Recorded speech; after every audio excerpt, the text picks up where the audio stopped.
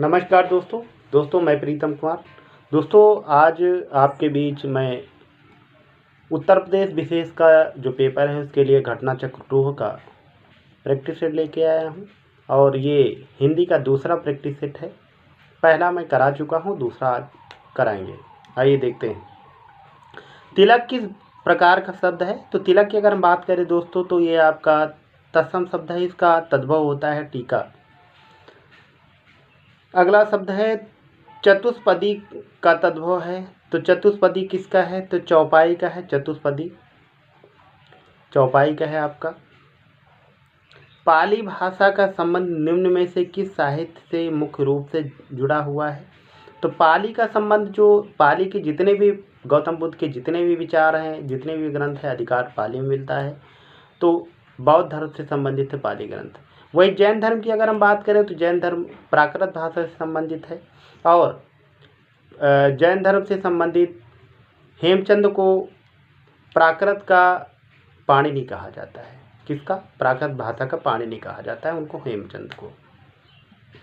प्रथम भाषा आयोग के अध्यक्ष इनमें से कौन थे? तो बीजी खेर थे, बाल गंगाधर खेर थे और 1955 में गठन हुआ था प्रथम राजभाषा आयोग का। भक्तिकाल को हिंदी साहित्य का स्वर्ण युग सर्वप्रथम इनमें से किसने कहा? तो जॉर्ज ग्रेसन ने सर्वप्रथम कहा। बाद में जो है आपका, बाद में कई लोगों ने इसको कहा। श्याम सुंदर दास ने भी बाद में कहा, लेकिन पहले जॉर्ज ग्रेसन ने कहा था। दिए गए विकल्पों में से प्रतिक्रिया का पर्यायवाची शब्द कौन सा है? तो प्रतिक्रिया का मतलब होता है प्रत्युत्तर। एक तरह से प्रश्न के संबंध में उत्तर देना प्रत्युत्तर होता है। दिए गए विकल्पों में से विकीर्ण शब्द का विपरीतार्थक शब्द कौन का होगा? विकीर्ण का क्या होगा? आपका एकत्र होगा विकीर्ण का। वही विस्तार का क्या होगा? विस्तार का क्या होगा? तो संकीर्ण का विस्तीर्ण होगा, आपका भीतर का बाहर होगा। वही वितरण का क्या होगा? वितरण का। अगला देखिए, निम्न में से कौन शब्द फल शब्द का अर्थ नहीं है? फल का अर्थ नहीं है, ये आपको बताना है। पहला दिया पंख, संतान, परिणाम, लाभ। तो क्या नहीं होगा आपका? फल मिला तो पंख नहीं होगा, बाकी सब होगा। लाभ भी होगा, संतान भी होगा, परिणाम भी होगा। जिस पर हमला ना किया गया हो उसे क्या कहते हैं? तो उसके लिए एक शब्द है अनाक्रांत। ना करने वाला अनाक्रांता, करने वाला आक्रांता। जिस पे आक्रमण किया गया हो आक्रांत कहा जाता है। अयोध्या का मतलब होता है जहां योद्धा ना बचा हो उसे अयोध्या कहा जाता है। हिंदी वर्तनी के आधार पर सही वाक्य का चयन करें। हिंदी वर्तनी के आधार पर सही वाक्य का चयन करें। पहला दिया तुम इसका दाम देते जाओ, तुम इसके दाम देते जाओ, तुम इसका दाम देते जाओ, तुम इसके दाम देते जाओ। तो तुम इसके दाम देते जाओ आपका ये सही होगा, ऑप्शन बी सही होगा इसमें। प्रेमचंद का साहित्य राष्ट्रीय चेतना का पुंजभूत ज्योति स्तूप है, रेखांकित शब्द की त्रुटि पहचाने। तो इसमें त्रुटि आपको पहचानना है, क्या है? पुंजभूति दिया है तो क्या होगा? पुंजभूति आपका दिया हुआ है तो पूंजभूति, पूंजभूत होगा। पूंजीभूत होगा। ऑप्शन कौन सा होगा? डी होगा आपका, पूंजीभूत ऑप्शन होगा। लड़के को बुलाओ का सामान्य बहुवचन होगा, क्या होगा? लड़कों को बुलाओ। क्या होगा? लड़कों को बुलाओ। मेरी गोद में बिल्ली बैठी है, तो बिल्ली के बैठने का आधार क्या है? मेरी गोद है। और किसी का आधार ही अधिकरण होता है, तो इसमें कारक कौन सा होगा? अधिकरण कारक होगा। अपादान कारक में क्या है? कोई भी वस्तु व्यक्ति अलग होता है। और कर्म में क्या होता है? कर्म होता है, कार्य होता है। और संप्रदान में किसी को जब कोई चीज़ दी जाती है तो वहाँ संप्रदान होता है, तो इसमें अधिकरण होगा। शहर संज्ञा का कौन सा प्रकार है? तो जातिवाचक संज्ञा है शहर जातिवाचक संज्ञा है। विशेषण का लिंग किसके अनुसार होता है? विशेषण के अनुसार स्त्रीलिंग होता है, स्वतंत्र होता है, पुल्लिंग के अनुसार होता है। तो विशेष के अनुसार होता है, विशेषण का लिंग विशेष के अनुसार होता है।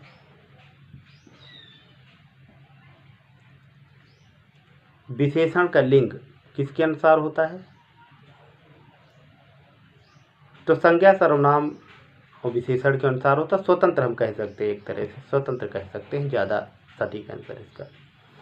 राम लक्ष्मण से पत्र लिखवाता इस वाक्य में क्रिया का कौन सा रूप है?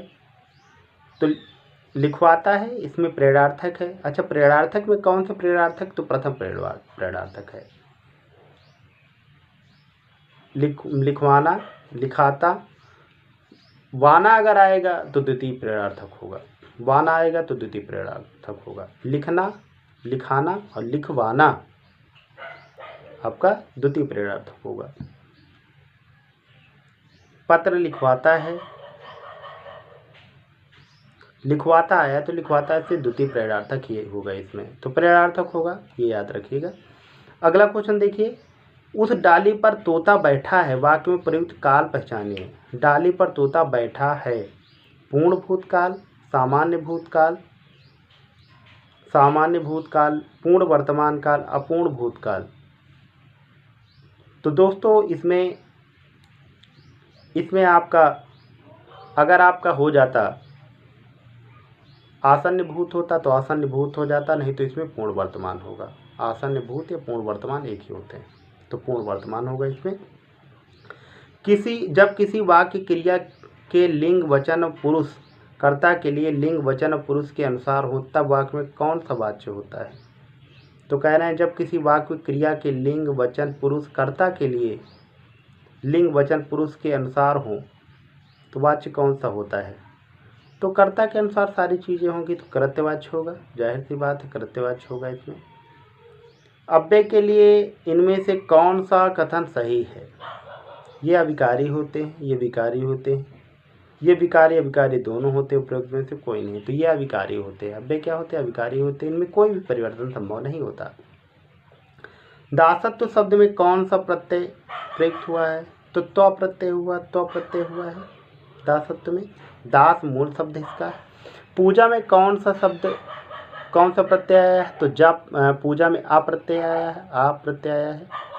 पूज्य आपका इसका आपका मूल शब्द है। पूजा जा में जो बड़े आ की मात्रा वही आपका क्या है? प्रत्यय है, बड़ा। सूर्योदय का संधि विच्छेद कौन सा है? तो सूर्योदय का होगा सूर्य धन उदय। कौन सी संधि होगी इसमें? गुणी संधि होगी। तो सूर्य धन उदय इसमें पहला ऑप्शन सही, इसमें चौथा ऑप्शन सही हो, सूर्य धन उदय होगा।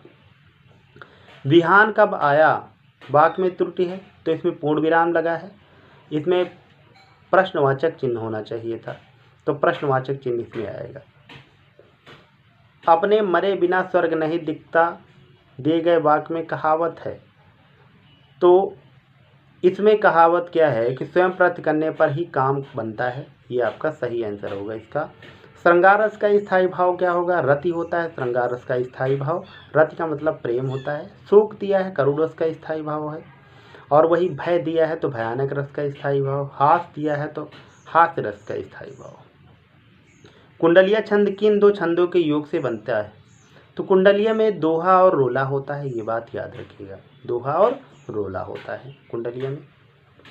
अगला देखिए, इस करुणा कलित हृदय में अविकल रागिनी बजती, इस पंक्ति में करुणा कलित अभिव्यक्ति में कौन सा अलंकार है? अंत्यानुप्रास। अंत्यानुप्रास में अंत के वर्ण समान होते हैं। श्रुत्यानुप्रास में एक ही जगह से कई वर्णों का उच्चारण होता है तो वहाँ श्रुत्यानुप्रास होता है।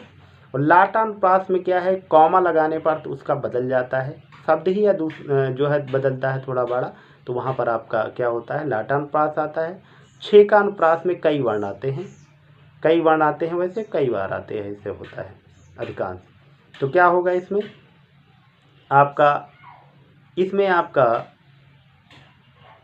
होगा छेकानुप्रास। रसिक प्रिया ग्रंथ के रचनाकार कौन है? तो रसिक प्रिया जो है आपका केशवदास की रचना है। रसिक प्रिया किसकी रचना है? केशवदास की रचना है।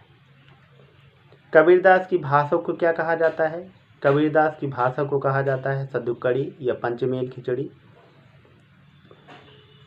ब्रज भाषा से संबंध है जो है आपका सूरदास का, अवधि मलिक मोहम्मद जायसी और तुलसीदास से संबंधित। तो वही मैथिली की अगर हम बात करें तो बहुत सारे राइटरों ने मैथिली में भी रचनाएं की।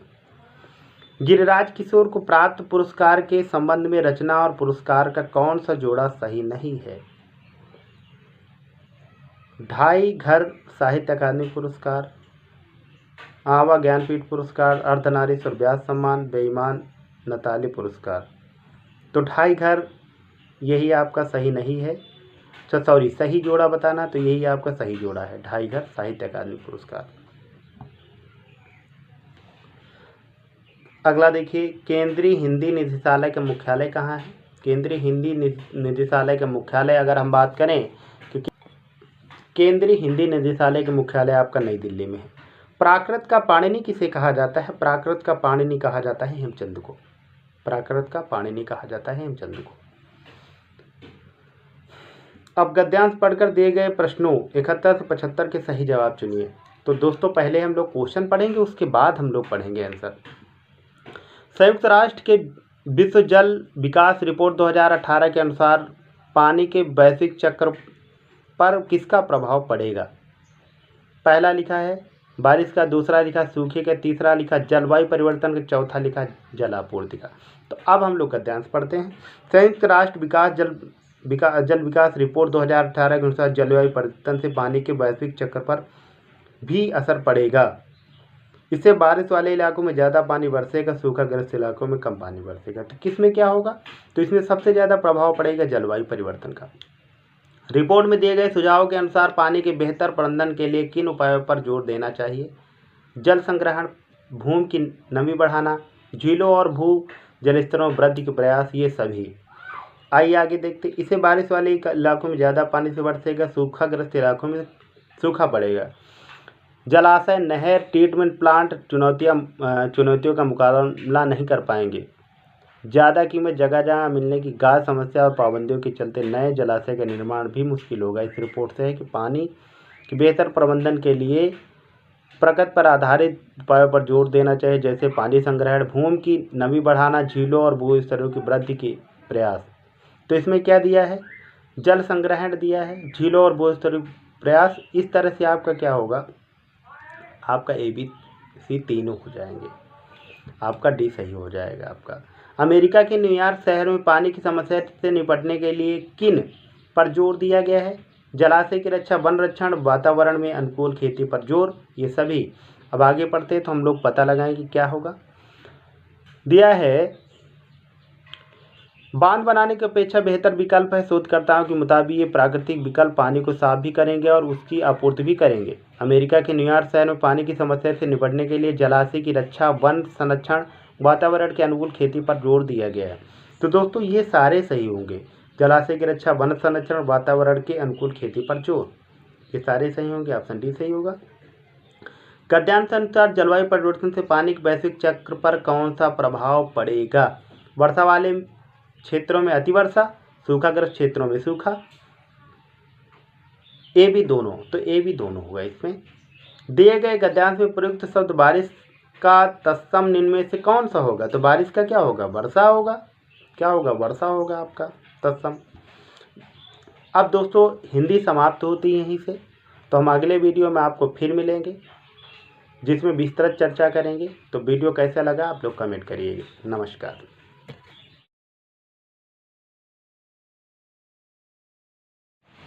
नमस्कार दोस्तों मैं प्रीतम कुमार। दोस्तों पिछली वीडियो में आपने देखा कि मैं घटना चक्र इस समय सॉल्व करा रहा हूं, जो टोहा आया है उत्तर प्रदेश पुलिस के लिए। उसके 2 वीडियो आपके आ चुके हैं। दोनों में मैंने GS कराया था, पहला प्रैक्टिस सेट और दूसरा प्रैक्टिस सेट। अब पहला प्रैक्टिस सेट मैं हिंदी का लेके आया हूँ, देखिए और इसको जो है सुनिए अच्छे से।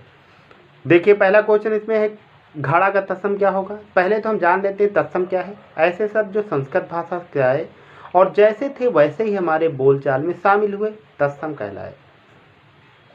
अब तत्सम को पहचाने कैसे? तो तत्सम में क्या होगा? संयुक्त व्यंजन होगा। त्रा है, श्रा है, आपका छा है, त्राही सा, छत्रा, ज्ञा और त्रा, ये आपके क्या है? संयुक्त व्यंजन आएंगे। रेप शब्द आएगा, जैसे वार्ता है आपका रेप शब्द। री वाले आएंगे, हलंत आएगा, संस्कृत शब्द आएगा, ये सारे आएंगे। इसके साथ तालव्य सा, मूर्धन्य सा, अड़ा, ये सारे आपके आएंगे। अनुस्वार आपका आएगा तो वहाँ भी तत्सम ही अधिकांश होता है। इसके साथ आधा अक्षर और साथ में या और वाय, तो वहाँ पर भी क्या आपका होता है, वहाँ पर भी हम तत्सम लगा सकते हैं।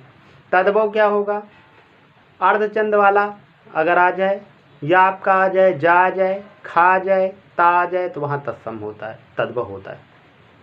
तद्भव क्या है, तो ऐसे शब्द जो परिवर्तन के बाद हमारे बोलचाल में शामिल हुए आपके तद्भव कहलाए। तो घड़ा का क्या होगा, घट होगा। घोटक किसका होता है, घोड़े का होता है। अंगौछा किसका तद्भव है, तो अंगौछा किसका है, अंग प्रौछा होता है अंगौछा का तत्सम। हिंदी भाषा का आरंभ कब से हुआ, तो 1000 ईस्वी से हिंदी भाषा का आरंभ माना जाता है, ये बात याद रखिएगा। हिंदी साहित्य के प्रथम कालखंड को बीज वपन काल नाम किसने दिया, तो पहला कालखंड है क्या, पहले तो ये जान लेते। आदिकाल पहला कालखंड है और इसे बीज वपन काल कहा महावीर प्रसाद द्विवेदी ने। दिए गए विकल्पों में से किलमिश का समानार्थी शब्द क्या है, पर्यायवाची बताना है। किलमिश की बात करें तो आप बचपन में देखते रहे होंगे शक्तिमान, और शक्तिमान में तमराज किलमिश आता था, और तमराज किलमिश क्या करता था, पाप करता था, तो पाप से संबंधित है, याद रखिएगा। इनमें से कौन सा शब्द विहंग शब्द का अर्थ नहीं है, विहंग, तो विहंग पक्षी का होता है, बादल का होता है, विमान का होता है, आपका विलास का नहीं होता, तो इसमें विलास सही होगा। दिए गए विकल्पों में से कृतघ्न का अर्थ दर्शाता सही विकल्प कौन सा है, तो कृतघ्न का मतलब होता है जो अपना कर्तव्य ना मानता हो, जो एहसान ना मानता हो, कर्तव्य नहीं, जो एहसान ना मानता हो, तो उसे कृतघ्न कहा जाता है। तो एहसान फरामोश होगा, एहसान मानने वाला कृतज्ञ होता है, तो कृतज्ञ एहसान मानने वाला, ना मानने वाला कृतघ्न। दिए गए विकल्पों में शुद्ध वाक्य पहचानिए। मोरों के पंख सुंदर होते हैं, तो मोरों के पंख सुंदर होता है इसमें लिखा है, ये गलत है, या तो होते होता। अगला देखिए, मोर के पंख सुंदर होते हैं, यही आपका सही है, मोर के पंख सुंदर होते हैं। नीचे दिए गए शब्दों में सही शब्द पहचानिए। तो त्योहार इसमें आपको वर्तनी में बताना है, तो आधा ता होगा, या होगा, ओ की मात्रा होगा, हा होगा, आधा इसमें बड़े आ की मात्रा होगी, रा होगा। त्योहार क्या होगा, त्योहार। सप्ताह में 7 दिन होते, प्रस्तुत वाक्य में दिन शब्द है, तो क्या है, पुल्लिंग है, स्त्रीलिंग है, उभयलिंग है, कुछ भी नहीं है, तो क्या है, पुल्लिंग है। दिन होता है, दिन अच्छा है, दिन बुरा है, तो ये सारे आपके क्या है, पुल्लिंग है दिन। मैंने आम लिया है, इसका बहुवचन क्या होगा, मैंने आम लिए हैं, मैंने आम लिए हैं, तो आपका बहुवचन हो जाएगा। कवि का सही बहुवचन रूप क्या होगा, तो कवि का क्या हो जाएगा, कविगण हो जाएगा, क्या होगा, कविगण होगा। बहुवचन बनाने के लिए गण, वृंद, वर्ग, इन सभी शब्दों का प्रयोग करते हैं, जोड़ते हैं हम।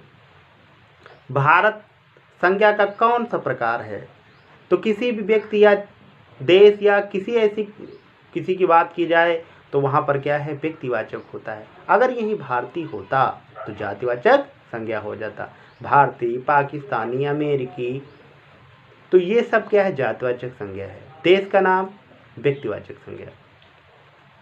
वह श्रेष्ठ उपासक है, वाक्य में प्रयुक्त विशेष से कौन सा है, श्रेष्ठ उपासक है, वह सर्वनाम है, श्रेष्ठ गुण है, यानी क्या है आपका विशेषण, उपासक क्या है, विशेष से है, यानी संज्ञा है, तो क्या होगा, उपासक।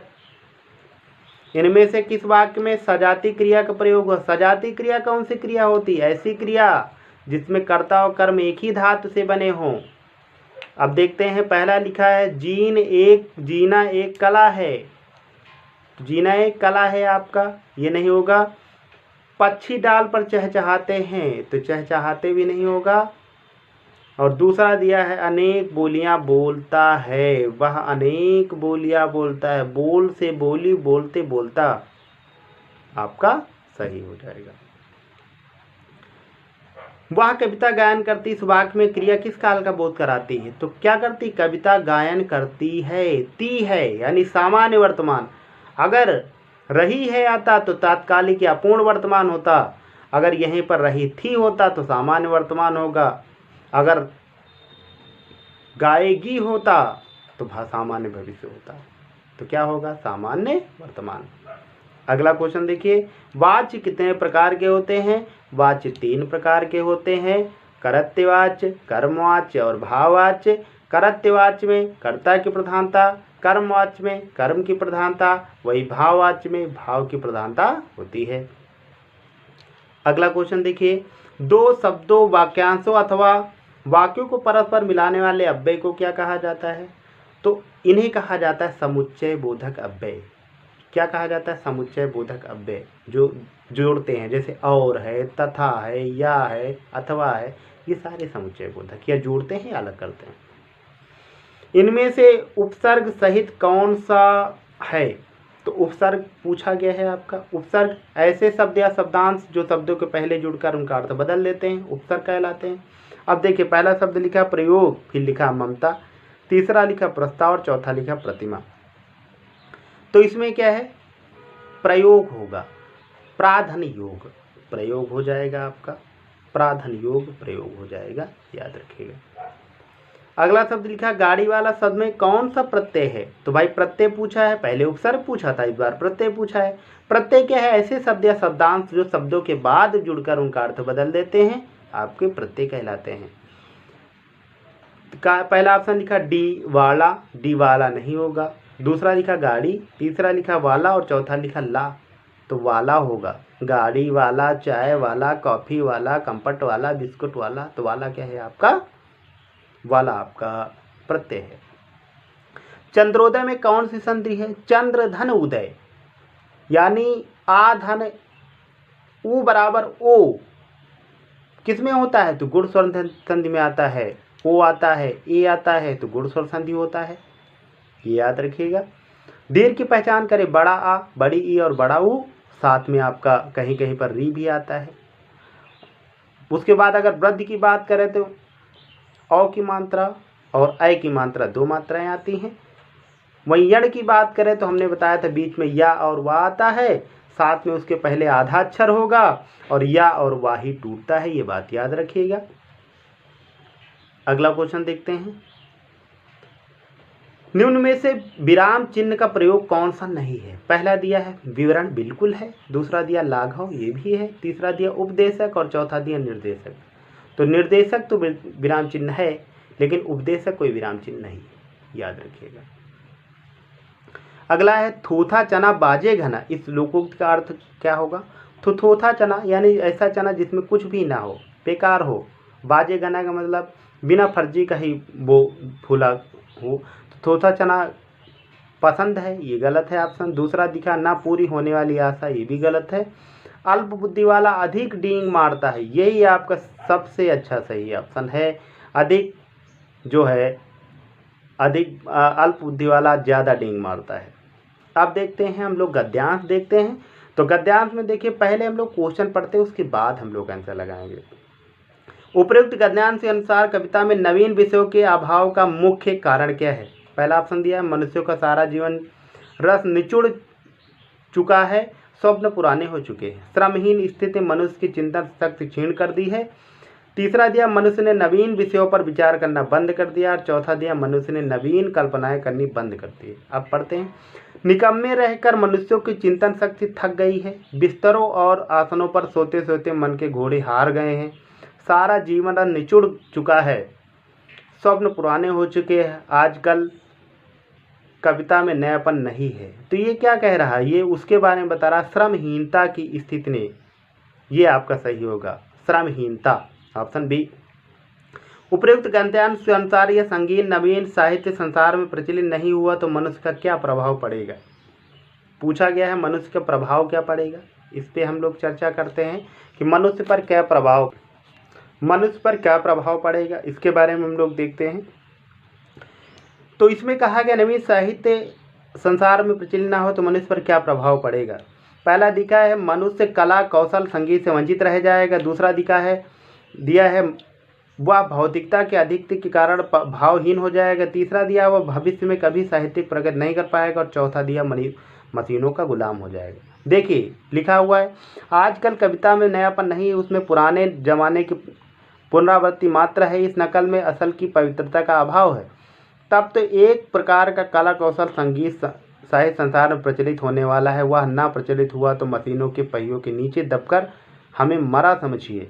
तो क्या है, हम लोग मशीनों के गुलाम हो जाएंगे। क्या होगा, हम लोग मशीनों के गुलाम होंगे। ये ऑप्शन सही है। अगला क्वेश्चन देखिए, मनुष्यों की चिंतन शक्ति क्यों थक गई। तो मनुष्यों की चिंतन शक्ति क्यों थक गई, क्योंकि हम लोग क्या हो गए, निकम्मे हो गए।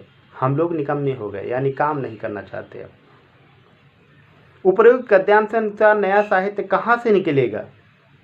पहला ऑप्शन दिया है मजदूरों के हृदय से, दूसरा दिया सोते मन से, तीसरा दिया चिंतन शक्ति से, चौथा दिया शुद्धाचरण से।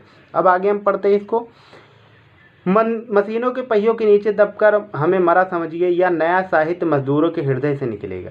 नया साहित्य मजदूरों के हृदय से निकलेगा, उन मजदूरों के कंठों से, या नई कविता निकलेगी। तो कहाँ से निकलेगा, मजदूरों के हृदय से। उपर्युक्ति गद्यांश में जिक्र किया गया है, तो किसका जिक्र किया गया है ये देखते हैं। आगे हम लोग पढ़ते हैं। अपने आनंद के साथ खेत के मेड़ों का कपड़ों के धागों का, जूते के टाँकों का, लकड़ी के रग्गों का भेदभाव दूर करेंगे। नंगे सिर और पांव धूल से पिटे हुए, कीचड़ से रंगे हुए वे बेजुबान का भी जब जंगल में लकड़ी काटेंगे, तब लकड़ी काटने के शब्द उनके अभ्यस्त स्वरों से मिश्रित होकर वायुयान पर चढ़े 10 दिशाओं से अद्भुत गान करेगा कि भविष्य में कालांतरों की यही ध्रुपद और मल्हार का काम देगा। कला रूपी तभी वृद्धि होगी, तब नए कब पैदा होंगे, तभी नए औलिया का उद्भव होगा। तो नए कवि और औलिया के बारे में बताया गया है, तो कवि और औलिया का जिक्र किया गया है, ये बात याद रखिएगा। अगला क्वेश्चन देखिए, जिन पंक्तियों में नायक नायिका का मिलन होता है, वहाँ रस की दृष्टि से कौन सा रस होता है। तो भाई नायक नायिका की चर्चा होगी तो कौन सा होगा, तो वहाँ पर आपका श्रृंगार रस होगा। श्रृंगार में नायक नायिका साथ साथ होंगे, यानी वास्तव में होंगे तो जो संयोग श्रृंगार, अगर स्मृतियों में होंगे, फोटो में होंगे, मोबाइल में होंगे, तो वहाँ पर वियोग श्रृंगार। तो कौन सा होगा। अब इसमें दिया है नायक नायिका का मिलन होता है, तो संयोग श्रृंगार होगा। फिर आपका क्या होगा, संयोग श्रृंगार होगा। मैया मोरी मैं नहीं माखन खाए, पंक्ति में माँ व्यंजन की आवृत्ति हुई, वर्ण की आवृत्ति किस अलंकार में होती है। तो भाई आवृत्ति किस में होती है, अनुप्रास में होती है। अनु का मतलब बार बार, प्रा का मतलब पास पास, आस का मतलब रखना। जहाँ वर्णों को या शब्दों को बार बार पास पास रखते हैं वहाँ अनुप्रास होता है, तो अनुप्रास होगा। वीर रस में इनमें से कौन से गुण की प्रधानता रही है। तो वीर रस में क्या होता, ओज होता है। क्या होता, ओज होता है, तेज होता है। वीर पृथ्वीराज रासो किस कवि की रचना है। तो चंद्रवरदाय की है, चंद्रवरदाय की रचना है। परमाल रासो जगनिक का है, याद रखिएगा, जगनिक का है परमाल रासो। और हमीर रासो नलपति नाल का है, नलपत नाल का है हमीर रासो। और बीसल देव रासो आपका सारंग थर का है। ये सभी याद रखिएगा, तो सभी पूछा जाता है। दुख सुख की भावावेशमय अवस्था विशेष का गिने चुने शब्दों में स्वर साधना का उपयुक्त चित्रण कर देना ही गीत है। यह उक्ति किस रचनाकार की है। तो उक्ति पूछा गया है किस रचनाकार की है, तो यह उक्ति किस रचनाकार की, यह आपसे पूछा गया है। अब पहला देखिए इसमें क्या लिखा, सूर्यकांत त्रिपाठी निराला। दूसरा लिखा धर्मवीर भारती, तीसरा लिखा अज्ञेय और चौथा लिखा महादेवी वर्मा। तो दुख सुख की भावा में से अवस्था विशेष का गिने चुने शब्दों में, तो ये आपका महादेवी वर्मा का है। और महादेवी वर्मा की अगर बात करें तो यामाकृत के लिए इनको ज्ञानपीठ पुरस्कार भी मिला था, ये बात याद रखिएगा। यामाकृत के लिए ज्ञानपीठ पुरस्कार इनको मिला है। अगला प्रश्न देखिए, किस कृत के लिए निर्मला वर्मा को साहित्य अकादमी पुरस्कार मिला। साहित्य अकादमी पुरस्कार की अगर हम बात करें तो इनको मिला था कव्वे और काला पानी। कव्वे और काला पानी के लिए इनको साहित्य अकादमी पुरस्कार मिला था, ये बात याद रखिएगा। तो दोस्तों प्रैक्टिस सेट हम लोग पहला सॉल्व कर चुके हैं, ये बात याद रखिए। अब दूसरा प्रैक्टिस सेट हम फिर लेके आएंगे। नमस्कार।